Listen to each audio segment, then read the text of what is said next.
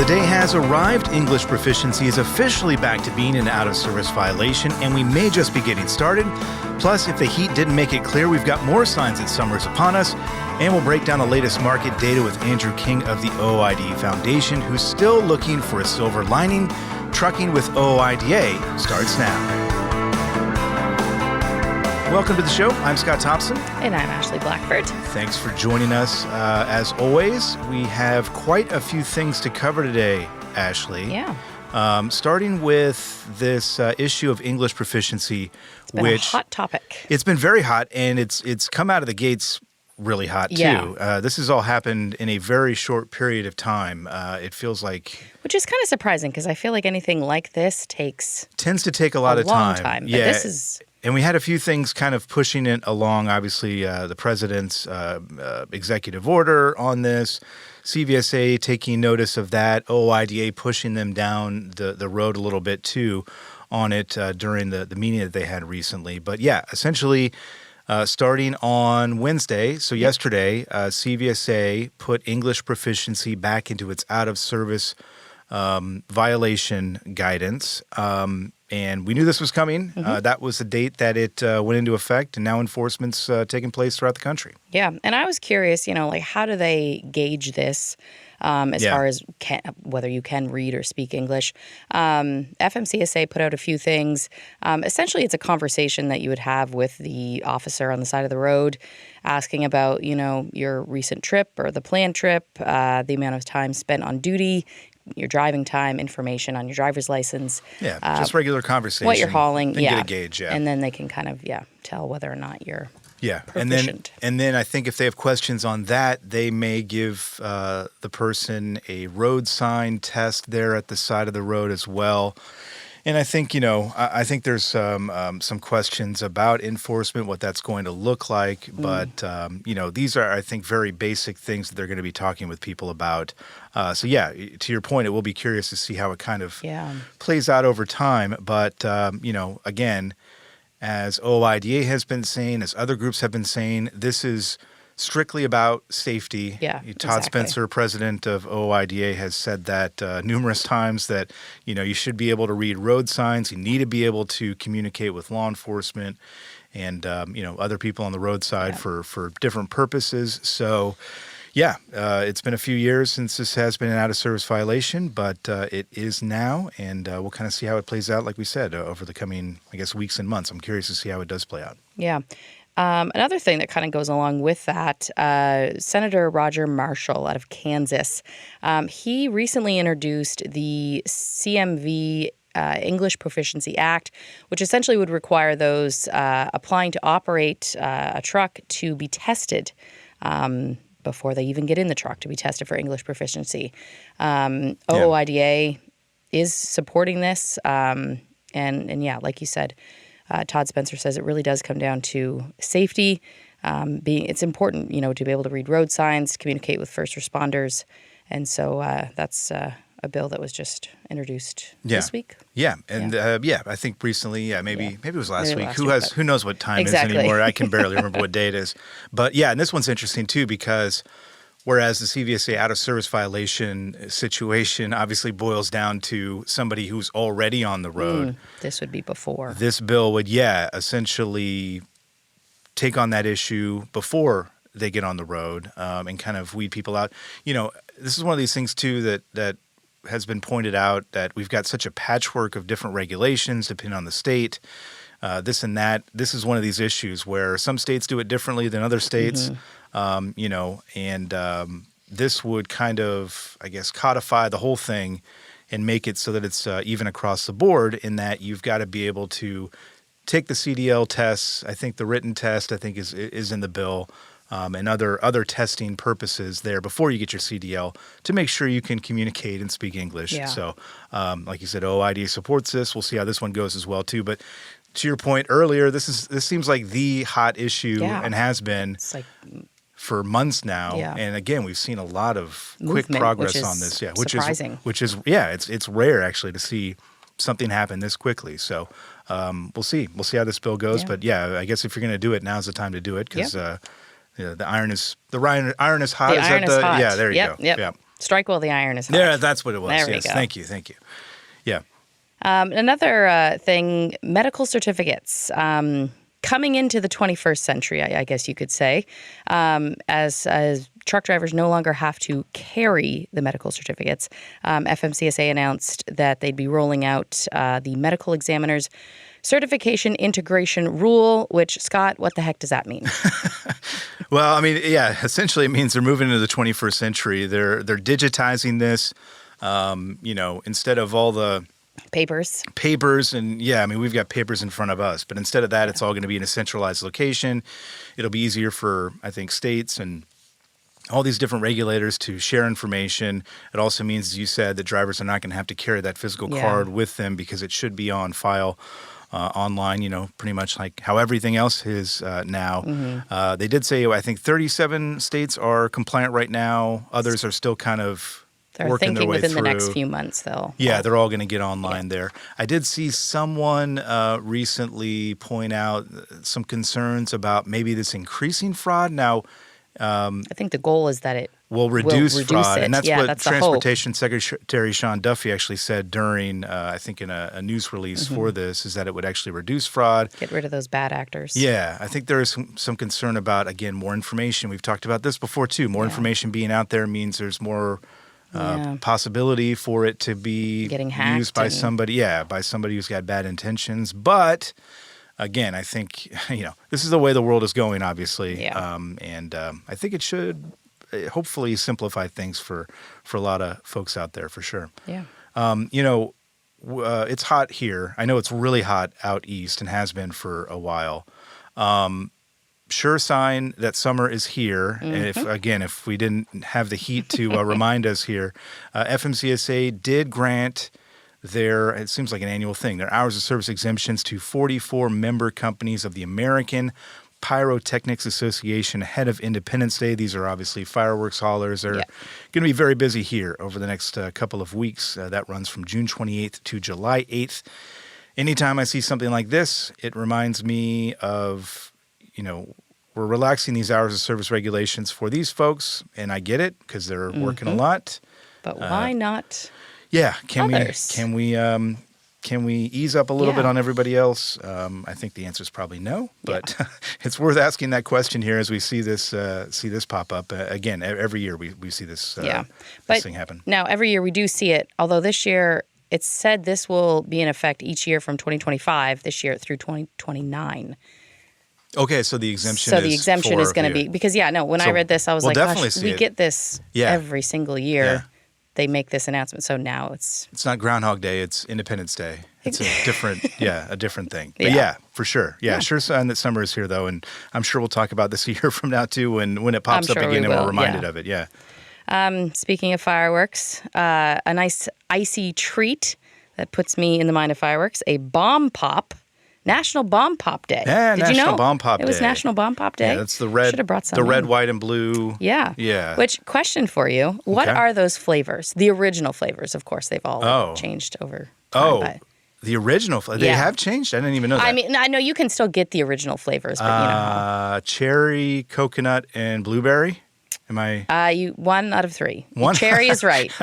Okay. The white is lime. And blue is raspberry. Raspberry. What did I say? Said blueberry. Did I say blueberry? You said blueberry. Why did I say blueberry? That means blueberry popsicle. Yeah, Come raspberry. on. Raspberry. Yeah, for sure. Yeah, that's kind of a staple of around this time of year. And again, one of the reminders that summer is here. It also reminds me. Actually, I was reading an article. We were actually talking about this earlier. The Associated Press had this story. They do these deep dives into different things, and I guess they're on bizarre story, really. Yeah, on the Appalachian Trail, they've got like the midway point. They've got the halfway point. Halfway point. Okay, they got this country store, and I guess the challenge is to eat a half gallon of ice cream. Right. That seems like a lot. In one sitting. It does seem like a lot. I mean, I know they're burning a lot of calories hiking. I think that's the idea behind it, right? They had a few people quoted in the story. Some people were like, "Oh, it was great. Didn't bother me." But other people were like, "I almost threw up. Like I couldn't finish it." Like that seems like a lot. If you've been exercising and then you're just like downing. Let's just down some ice cream. That's a lot. Yeah. The challenge record was less than 4 minutes. Nope. That's No thanks. And then there's strict rules. This has grown over the years. They're only allowed to let it melt for like a little bit. Like they can't make it liquid and just drink it. Okay, sure. So that makes sense. Yeah. Yeah, I think they've had, was it like 50 people, I guess, or something like that have completed the challenge? I think it seems so, like yeah. There would be more than that. But. If you do that, you get a commemorative wooden spoon and bragging rights for the rest of the hike. Some people get sick. Other people wash down ice cream with a hamburger. Yeah. No. You know what? This general store probably making bank off this. They probably are. They probably are. You know what we should do? Because we're about to head into a break here. We should ask Andrew King of the OOIDA Foundation, who's going to be up in just a moment here. We're going to talk about the market, and they have a new report out, and it honestly doesn't look great. But Andrew always does a good job of kind of putting these things in perspective, and we can talk to him about that for sure. We'll talk to him about ice cream, I don't know, hiking, whatever else comes up. The Appalachian Trail. The Appalachian Trail, which I think is the way you say it, right? Appalachian? Appalachian, a few other ways to say it, but if you'd like to chime in on this or anything, we do have a hotline, 1-800-324-6856, or you can email us at podcast@ooida.com. In the meantime, we'll take a very short break, but we're back right after this.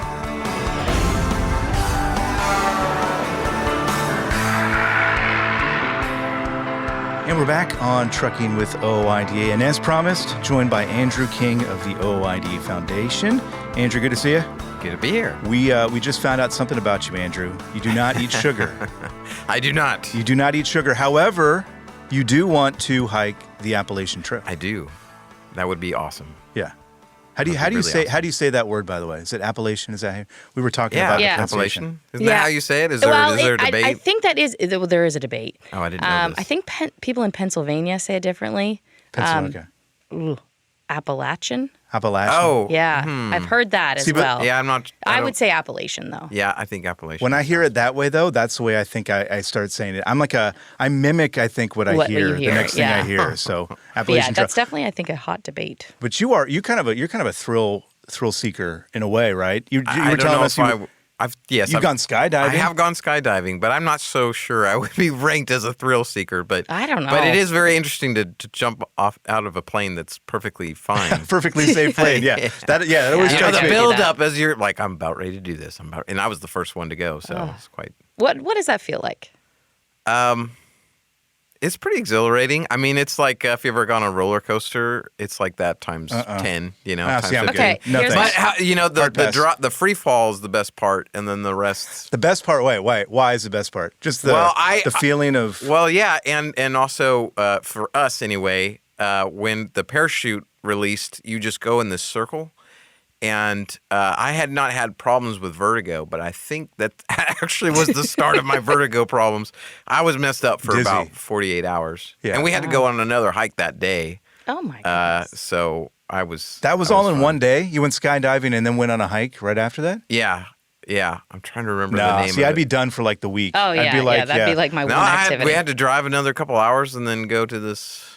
I'd be done for the week. I'm kicking myself. I can't remember the name of that place that we went to, but you know how when you have dreams like you're falling, is that what it feels like? Yeah, but for a few more seconds. I mean, the free fall doesn't last very long, unfortunately. See, I've heard other things too. I've heard people who have done it say it's almost like you just feel almost like nothing while you're kind of floating. Yeah. Yeah. See, the terror would not allow me to feel nothing. I don't think. Stay on solid ground. Yeah. I mean, the most terrifying part is the buildup. Right, but when you're on the side of the plane, the it's anticipation, like, this is great. Yeah. When you start trying to talk yourself out of it. Yeah. All right. Well, I will not skydive with you, Andrew. I might hike the Appalachian Trail with you. All right, let's do it if it comes to that at some point. But you were talking about the roller coaster feeling. And I see where you're going with that. You see where I'm going with this. Yeah. Except I think with the market and what we've seen in recent months and honestly years now is instead of a roller coaster and the ups and downs, it feels like we're just kind of in a free fall of coming down. You just came out with the June market update from the OOIDA Foundation. This, of course, is data from May that we're looking at here. Yes. We talk pretty often about all of this, and Every time we talk, Andrew, I'm always looking for some silver lining, and I'm looking at the report here, and it honestly looks like kind of more of the same that we're dealing with here. Yeah. It's kind of interesting because I felt like when things were starting to improve at the end of 2024 and the beginning of 2025, you didn't have me on. That's true. And now that it's wait. back, He noticed. it's like, I feel like I've I'm been being busted. pigeonholed into something here. Bearer of bad news. Yes, it's kind of going back the other direction. There was a lot of positive things, as we've mentioned before, leading up to the beginning of the year, and then some uncertainty around certain policies, that has created some headwinds for manufacturers and wholesalers, and that trickles down into what we see in the market, and that's really kind of what's going on right now. Yeah, I mean, we did see some positive indicators, I know, in April, and I know this because of your report here. Mostly those were Yes. seasonal factors kind of at play, Correct. right? So Yeah. I know you had mentioned at the time, don't pay too much attention to the shiny object over here. Correct. The reality is kind of over here, and we're still kind of seeing that play out, it looks like. Yeah, we're just now starting to see some the more of the drops manifest. There was always those concerning signs in the data. But yeah, so usually produce season starts about April, sometimes a little earlier, sometimes a little later. Just depends on things. And that usually brings a seasonal uptick in demand. And now, we usually see a pretty big uptick, during that time. So even the uptick that we did see perhaps wasn't as big as what you would typically see in demand and in rates, but it did make things for a time, I think, appear like it was still going okay. But then underlying that is you really need to look at things like manufacturing, as we talked about many times before. About 60% of all for-hire freight is generated through manufacturing activity. And so as that goes, so goes trucking. And that was where some discouraging signs were starting to manifest in things like new orders, not increasing very much, or even turning negative, and things like backlogs. Backlogs are actually a good thing. You want to see backlogs increase because it means that there's still orders that need to be manufactured, even if demand did decrease. You still have that kind of you can coast on. And so when those start to go down too, that's not a very good sign. And so that's kind of where we are seeing ourselves at the moment, is more of that is coming into play as this uncertainty continues to build and to grow. Yeah, and I think that's a key word that we have mentioned before in our talks is the uncertainty. I think that's the real killer with all this, is because we don't know exactly where we're headed with all of this, and that kind of makes people a little bit kind of shy to make some big moves. Exactly. For people listening here who are owner-operators who are trying to navigate, again, and have been trying to navigate this for the last, what's it been now, Andrew? 3 years? 2 years? Yeah, of this it's down going cycle? on that. And I noticed it depends on who you're looking at and what month you're starting with. But anywhere from like 37 to 40-something odd months of freight recession. So more than 3 years. Yes, we've been in this situation. Basically, yeah. Yeah. And all the indicators from what you've seen from last month, from May, seem to suggest that we're still just kind of scraping the bottom here, right? Yes. I mean, in one sense, perhaps. I don't know how much farther rates could really go. I'm like, there is really a floor where if it goes too far, I think it would be not in shippers' favor to see it go to a certain extent. And so I don't know how much farther down it can go, but it's definitely not going up. Which is obviously concerning. I mean, you can look at individual markets, where like dry van and reefer saw an uptick. But again, that's because it's the season for that. And it's important to always keep in mind that sometimes refrigerator trailers, when they're not in a produce season, they can double as a dry van trailer, right? Yeah. So when produce season kicks off, the benefit of that is it's actually pulling some capacity away from other parts of the market, right? And so that will increase rates even more. Right. But when that isn't there, that isn't present, and they go back, it's like increasing capacity. And so we're starting to get into that season. Usually things build up to the 4th of July, and then you get into perhaps one of the slowest parts of the year other than like January, Right. where things really kind of fall off until you get back into, going back to school season and Halloween and Thanksgiving and the holiday sort of thing. That's where things kind of pick up back up again. But we're really going into prime time right now. And so if things aren't ticking up meaningfully in this time, that's concerning. Yeah, I mean, yeah. Sorry, and I know I feel like I'm always the bearer of bad news. but and we've talked about this before too. It's not that you don't want to be delivering this bad news. Don't shoot the messenger. Yes, don't shoot the messenger. Absolutely, and it's a But reality. it's better of the situation. to know Yep. than to not know. I mean, especially if you're a business owner and you're trying to make decisions, you need to know your opportunities and your threats. It's what they call SWOT analysis. Strengths, weaknesses, opportunities, and threats, so that you can help plan accordingly and mitigate those threats as much as you can and seize on opportunities. And so having information like this can be really helpful if you know how to use it to your advantage. Yeah, which I think is probably a good opportunity for us to talk about that. I mean, we've talked about this before as well too, but advice for folks out there that are navigating this. We talk about building the relationships and making sure that you're, establishing a customer base that's reliable and is loyal to you and you're loyal to them, vice versa. Yes. But as you pour through all this data, I know when you do that, you are thinking about, the individuals out there, this the is a owner real operators. person suffering. Yeah, and this is what you do this for. It's to essentially, give them a guide as to what they can kind of expect out there, maybe what they can do. As you kind of look through this, again, we're looking for silver linings here.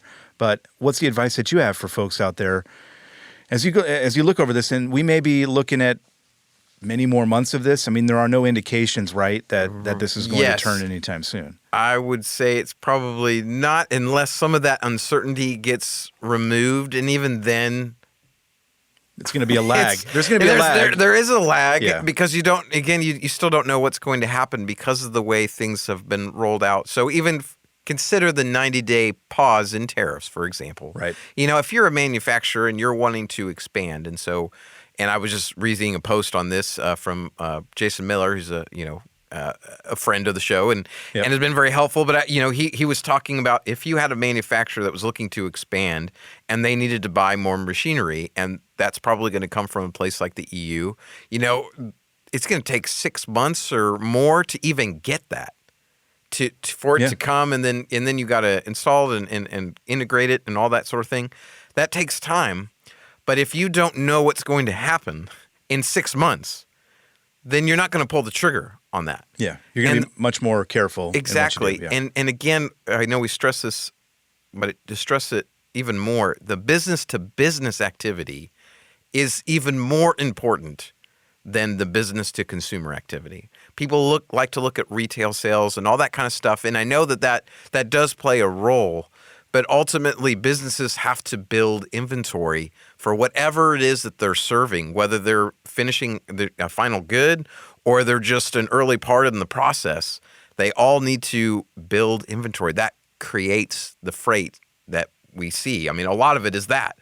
And so when you put uncertainty into the mix so that they're not investing, they're not expanding, they're not making those changes, those adjustments, then that downstream is going to have impacts in trucking. And that's what we're seeing right now. It's showing up in the data, but I think if you give it another month or two, it could potentially be even more. But who knows what happens when the 90-day pause is done? I mean, I don't know. No one knows. No one knows, And even if it did, that's part of the issue. Exactly, that's the problem. So that's why I want to focus on the word uncertainty, because that's really the key to all this. Yeah.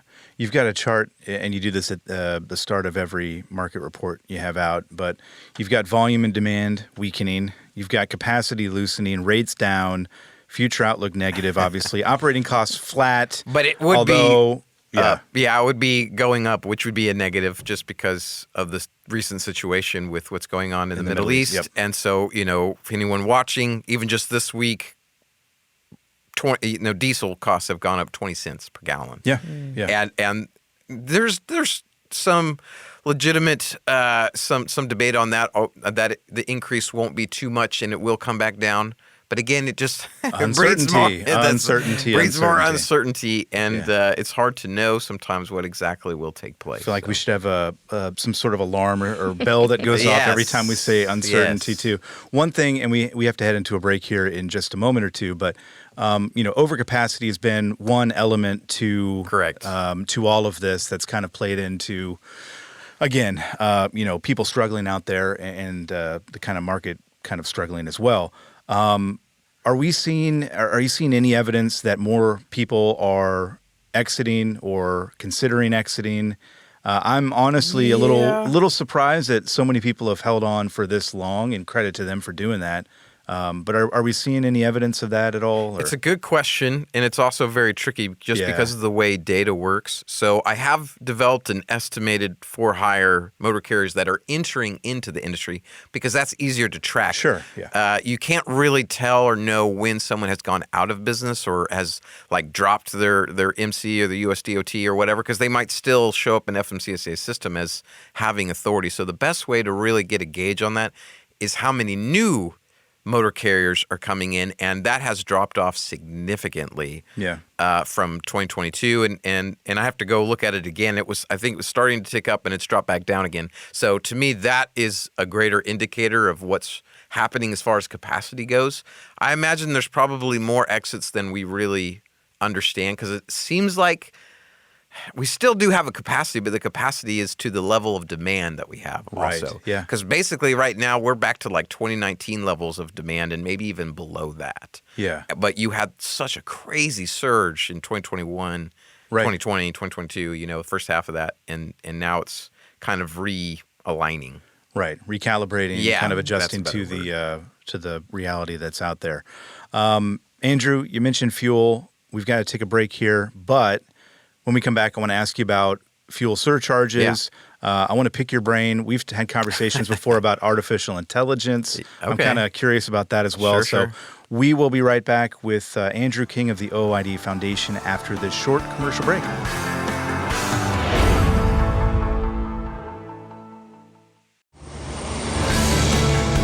Welcome back to Trucking with OOIDA. Scott Thompson here, joined by Ashley Blackford and Andrew King of the OOIDA Foundation.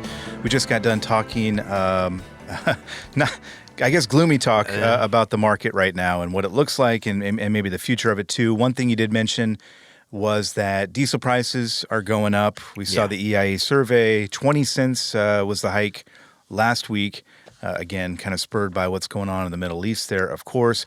It does give us a good chance to kind of talk about how to mitigate some of that a little bit, right? And we talk about fuel surcharges. Yeah. This comes up every time there's a big change, a big hike in diesel prices. And there are quite a few people out there that are not utilizing that aspect. We right? actually do a survey. We do a number of surveys, but one of them in particular is our freight rate survey. And we do ask, have you been able to implement a fuel surcharge? Owner-operators under their own authority over the years have hovered around 35 to 40%, which is pretty low. And then the highest actually is leased on owner-operators, which makes sense because, their carriers tend to get a fuel surcharge and they might or may not pass it along, and that's something that we talk about. And we actually have a webpage that's specifically dedicated to fuel surcharge, where it gives you kind of this information depending on what type of operation you are. And then fleet owners obviously are a little bit higher than owner-operators under their own authority, but they're actually a little less than those leased on, and that's because our fleet owners they're very, very small. It's 3 trucks, maybe 10. We don't have that many larger operations. So Yeah. But the idea is, please be factoring that in. Yeah, at least try. I think some people, maybe they don't think about it. Maybe they don't believe that they can get it. The other aspect of this is that fuel surcharges is mainly for people who have direct freight. If you're using a broker, it's very, very unlikely that they have a fuel surcharge. So the way around that is that you need to still kind of include it in an all-inclusive rate. So you need to know, this is another reason why you need to know your cost of operations so that you can actually calculate what you should be getting on your fuel surcharge and then tacking that on to whatever it is that you're doing, whether it's working with a broker or if you do have a contract with direct freight with a direct shipper, that you can actually tell them, hey, this is how I'm going to do this going forward, especially if this is a new customer. If you could find that, happens for you, laying that out from the beginning of, I will implement a fuel surcharge and this is how it works. And we even have a form letter that you can use for that in this webpage. So I would highly recommend that people check that out. Yeah, you mentioned cost of operations too, and I think, Ashley, we talked to Louie about this last week, but especially these days with all the uncertainty out there, ring the bell, all the uncertainty out there that people are dealing with, you may have known your cost of operations, 2 years ago or 3 years ago. Yeah. Probably a good time if you haven't done it by now to go back and do that again. Well, hopefully you're checking up on it more frequently than once a year. A lot of people don't, though, they right? probably don't. But, once a quarter or at least once a year, it's imperative for you and your business to be successful to know exactly what it's costing you, especially to calculate something like a fuel surcharge and to understand that a fuel surcharge is not meant to totally cover all of the expense. Right. It's just trying to close that gap a little bit. Yeah. So you're not losing your shirt every time you haul a load. Yeah. So you need to know, kind of how it's done. We get a lot of calls. I've talked to Tom Crowley, in the compliance department, of trying to explain how to build a fuel surcharge and how to actually develop that. And in some ways it seems complicated, but in other ways it's not. But if you're not doing it, this would be a really good time to throw that in. Say, hey, my costs are going up. I need to be able to cover some of those costs, and this is what I'm going to do going forward. I'm going to implement this fuel surcharge, and this is how it's going to go, and see what happens. There are resources on the website, right? Yes. Yeah. If they go to OOIDA.com. I think it's right under the menu. Yeah, there. It's on the menu. If you go and look under resources, right, there's a thing that says fuel surcharge. And there's even a little calculator there. So if you put in your fuel price baseline and what you average per mile with your truck, and then put in like the latest diesel price, it'll calculate for you what you should be getting. Yeah, and especially these days, you should probably be going there, relatively often too. Yeah, with the prices changing. Yeah, and then it's very simple, very easy. Yeah. You could do it yourself, but if you don't like math, you just and I get it. I was a history major, right? Yeah. So I think you're talking to two people, Ashley and me, who are 100%. Yes. And now I use math all the time, but anyway, it's there for your use. It's totally free. Why not use it? Why not use it? For sure. Mm-hmm. The good news, Andrew, is that we're not going to have to worry about any of this in 5 to 10 years because artificial intelligence is going to be telling us how to live our lives. And I'm saying that with sarcasm, obviously. But well, I don't know. Well, you talk about uncertainty. That's another big, thing here.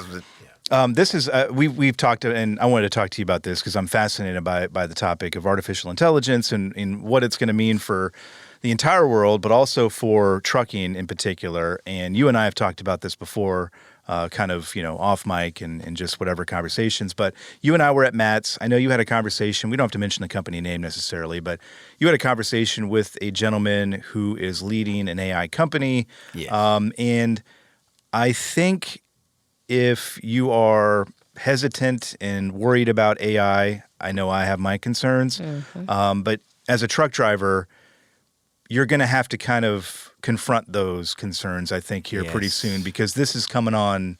It's coming on fast. Whether you like it or not, it's happening. It's like .com. It's like the internet. You can't avoid it. You can't ignore it. Yeah, you can't. And if you ignore it, it eventually be unwise.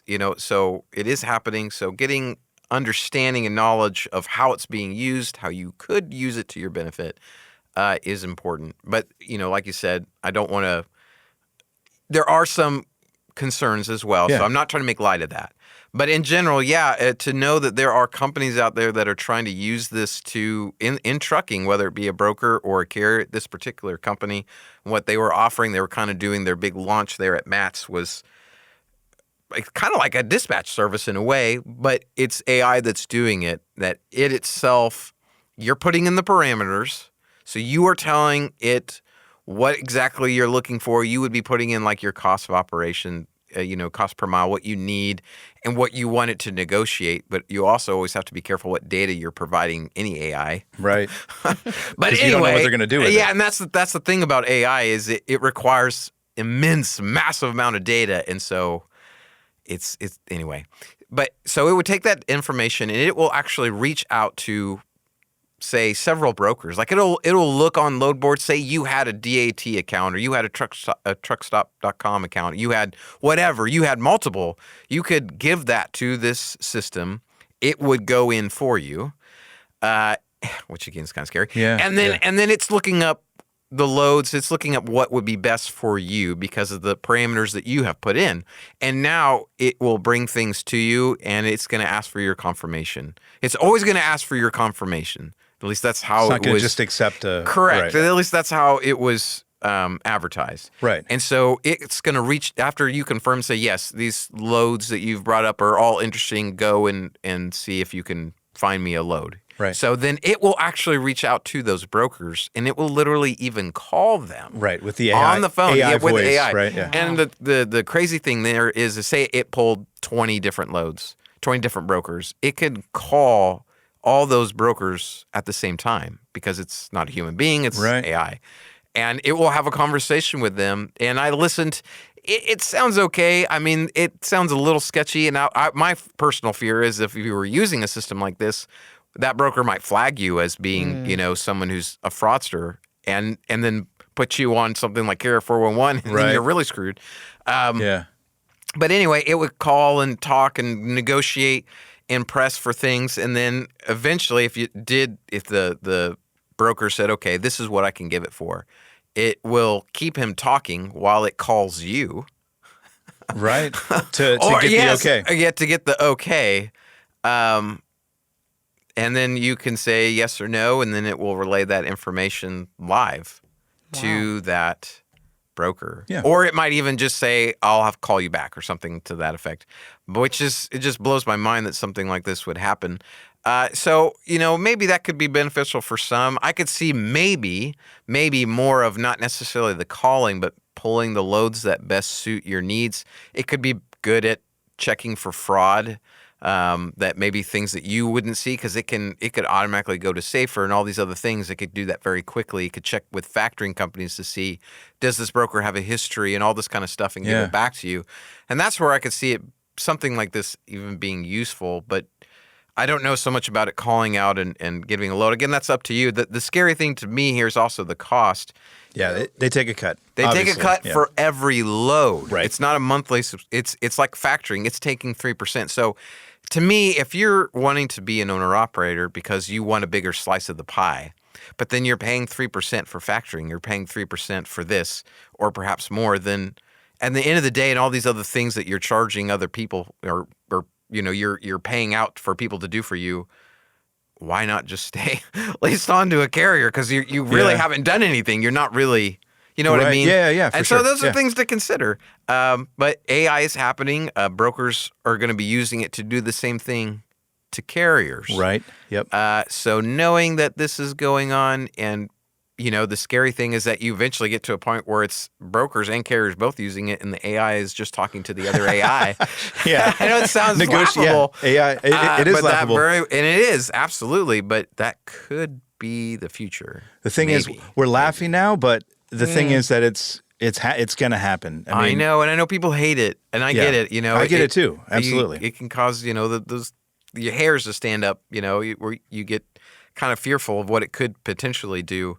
And I don't want to make light of that, but we also need to know what's going on out there. Yeah. It has, great capacity just, in an overall sense of doing some great things. I've seen the thing, reports out there of this could be our path to curing cancer. This could be Yep. our path to solving a lot of problems that we have in the world. However, It can also be dog destruction. that's the reward side of it. The risk side of it is that's the thing that makes my mind just kind of like, So, Where are and we just going? in general, the foundation, this is something that we are staying on top of. Yeah. We are researching this quite extensively. Charles Sperry, your Charles colleague, Sperry, is very good at this sort of thing. So I do want to, let people know, especially members, that this isn't something that we are turning a blind eye to. We are researching it just so the fact that we can understand it and to give that information to our members to know, what to be careful for and maybe some potential benefits as well. There's always pros and cons to everything. For sure. Yeah, that's going to be important as we kind of navigate these, not troubled waters, but murky waters, whatever it may Uncertainty. be. Uncertainty. Ding, ding, ding. to understand what it is, what it's doing, how it can be used, what are the dangers. It's going to be important, obviously, to keep that conversation going and having people like yourself and Charles on our team to kind of explain what we're seeing out there. Real quick, Andrew, we've got a number of other. You're always got something going on, but you've got a couple of things coming up that people can kind of be looking out for, right? Yes. So we are gearing up to release 2 surveys at the same time, which we haven't done very often. We've actually been looking at our own surveys and trying to boil them down to what is absolutely essential. Everyone's so busy. People don't generally like filling out surveys, and they don't want to take 10, 15 minutes out of their day to fill out a survey. And so we're wanting to kind of boil those down, cut them back quite a bit. I have AI fill out all my surveys. Well, just to let it's funny you say that. That might be a maybe thing. what's I don't know. But we are going to be sending that out in the beginning of July. So please be looking in your inbox for that survey. It'll be coming through from the foundation. That is so helpful for us to fight for your rights. It helps us understand what's going on in your life, in your business, especially. And we use that information when we're fighting on Capitol Hill and just to better understand the industry. So we really, really appreciate it. Every time you fill out those surveys, it means a lot to us, and it helps the cause as a whole. So if you even, maybe you're not so big on grassroots, you don't want to call your local representative or something like that. Well, fill out a survey. At least fill out a survey. It does help. And we've had some victories because of the things that we've been able to share through those surveys. Yeah. Something else coming up this fall, Truck to Success. Talk to me about that. Yes. So, and I'm glad that you mentioned that. This is our big 3-day seminar where we walk someone from being a company driver to someone who's leased on to someone who's under their own authority, for those who want to take that next step in their career, in their business, to become their own business, right? Their own motor carrier. And I know that's a big dream for so many people, but it's also can be scary, and there's a lot of pitfalls there, and a lot of people do fail. And so we want to make sure that we're getting ahead of that, because that's one of the missions of the foundation is education. And so we have such a vast repertoire of knowledge here. In this building, there's basically no trucking question that can't be answered, and we don't need AI to answer that question. And so we want to convey that information, that knowledge, so people can succeed, even when the market is down, because that's the thing, is there's always ups and downs in the market. This will not last forever. There will be another upcycle, and that upcycle will not last forever. There will be another down cycle. And so how can you ride that wave and still succeed? That's what Truck to Success is for. And so we highly encourage people who might be interested in that. I know there's initial upfront fee, but considering the cost of actually getting your own authority, buying your own truck, getting your own insurance, I would rather find out ahead of time what all is required and if I can really do this or not before I potentially invest thousands and thousands and thousands of dollars into something that might fail.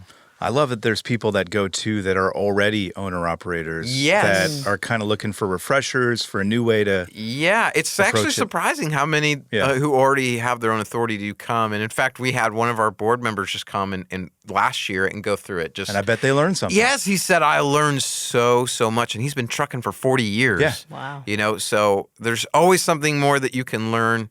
And we can learn from you as well, just in the conversation and the questions, the discussions that take place during and after.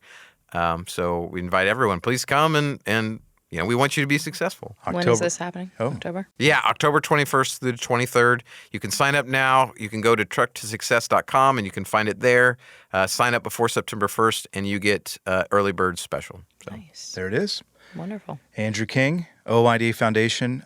In these uncertain times, we appreciate you steering the wheel, holding the wheel and steering us into at least some form of certainty, I suppose. So, well, thanks for having me. We appreciate it, and we'll take a quick break now, but we're right back right after this.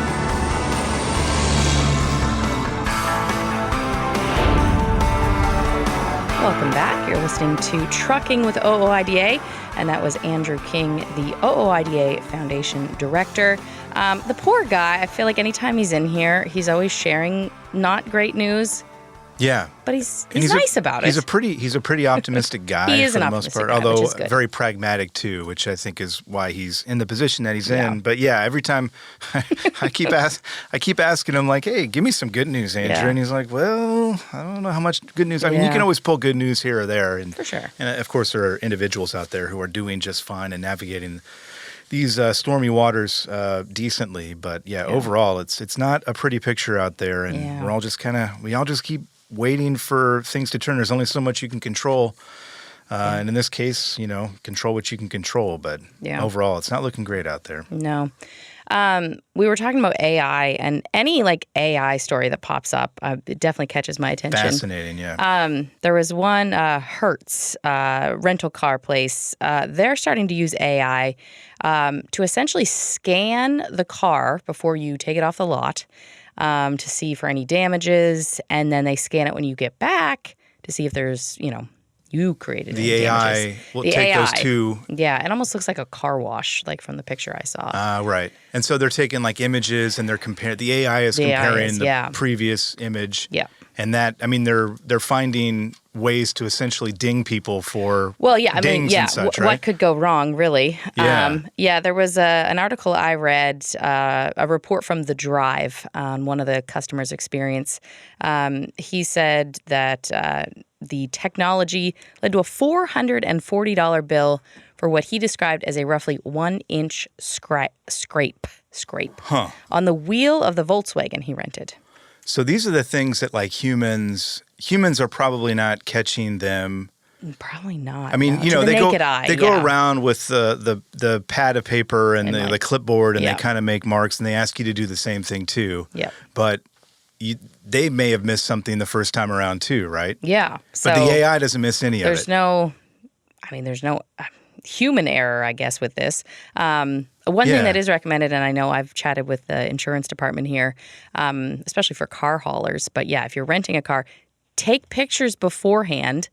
Yeah. I don't know how helpful that is. I guess this guy tried to go on the website to find a phone number. There wasn't a phone number, so he emailed.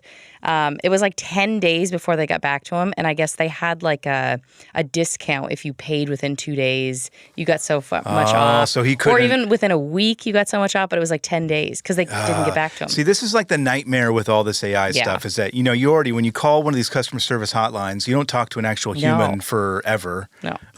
And then you're just, the chat bots on the chat program, if you're reaching out to customer service. Super frustrating. That's the thing with these companies too, though. They're going to be able to utilize this technology to, screw customers over even more. Yeah. And again, I don't know if this gentleman actually damaged the tire Yeah, or it's hard to say. if it's a scrape. I mean, we're Was talking it really superficial. $440? Yeah, that's concerning. Yeah, for sure. sure. Yeah, I was looking at this thing, I guess, a week or two ago, and I think CBS News had the story of this gentleman who has fallen in love. So he has a chat bot that he talks to, I guess. He created on Chat GPT.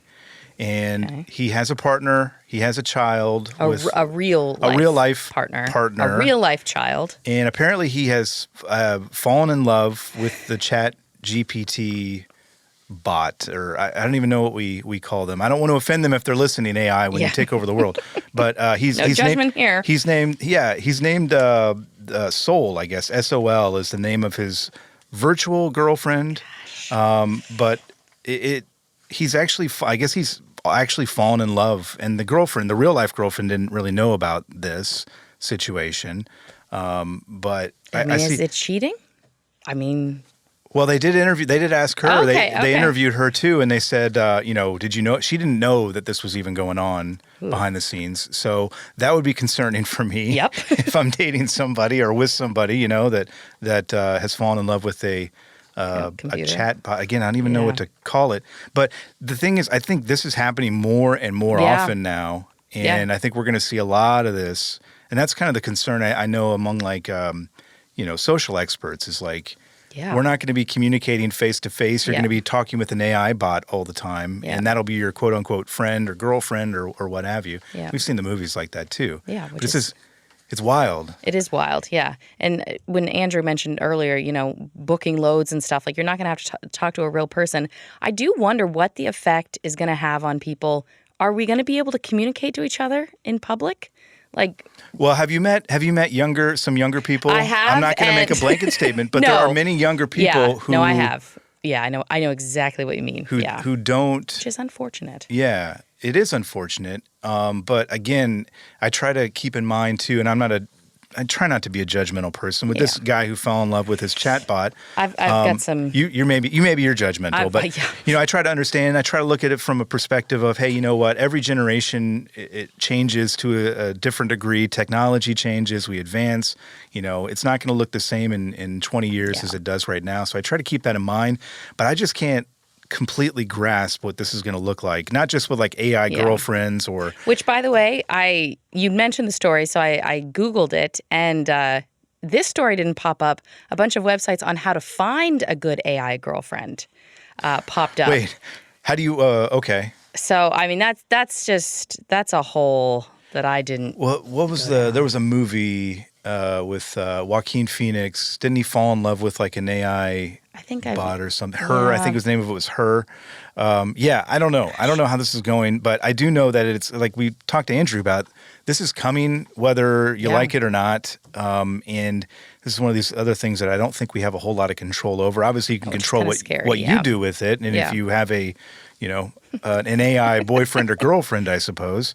But the other stuff like the what Hertz is doing, and all these companies are doing, we're not going to have a whole lot of control over. Bad news actually for the guy who does have the AI girlfriend. Apparently, ChatGPT has a word limit of 100,000 words, and when that runs out, when his girlfriend uses up that total, I guess. ChatGPT resets. So his girlfriend's going to go away. That's when he realized that he was in love. I should have mentioned that earlier. Oh, gosh. Yeah. So I think what you're doing, if you're the partner, you don't feel good about this. I think you go into the program and you just start, wasting words. Getting her to read War and Peace for me, or I can't help but read the wonder encyclopedia. how many boyfriends are like, gosh, I wish my human girlfriend had a word limit, but Yeah, well, probably, yes. So are they together? Are they not together? What's going on? Like, has she hit her limit? Can he reset her? I think it's like once she's gone, she's gone. But does AI have a personality? They don't, right? I think. Oh well, he did, and he did program it to be a flirty. I think is how he. Ooh. I think he programmed it to meet his, what he wanted the girlfriend, quote unquote girlfriend, to be. Gosh, I would love to sit down with his real life girlfriend. Well, yeah, and I think she did actually talk to CBS News. I can't imagine that was a comfortable conversation. But hey, everybody's different, and maybe they've got their own, their own thing going. But Yeah. I don't know. It's just when we look at the whole landscape here, it's we're in uncharted waters, as they say, and I think certainly are. capacity to do a lot of good for sure. Yeah. I think the medical side of things with AI is going to be I think it could. incredible. Some good could come from it for sure. I think a lot of good will come from it, but kind of like social media, I think Yeah, there's good and bad. There will be quite a bit of bad that comes with it too. But hey, who knows? We'll check back in a few years, and maybe we're wrong, and maybe we're living in utopia. Ashley, I don't know. Maybe. With our AI boyfriends and girlfriends, and I don't know. Who knows? Yeah. Who knows what's going to happen? All right. Well, thank you so much for tuning in, Trucking with OOIDA. I'm curious if you have any fun, funny, or odd AI stories. You can always give us a call, 1-800-324-6856. Thank you so much for tuning in, and stay safe. Today's episode of Trucking with OOIDA was brought to you by a dedicated team of people that includes Jim Fetzer, Keegan White, Tennille Flick, and Kim Boren. Got thoughts? We'd love to hear them. Call us at 1-800-324-6856 and leave us a message. Or you can send us an email to podcast@ooida.com, and we might include it on the show.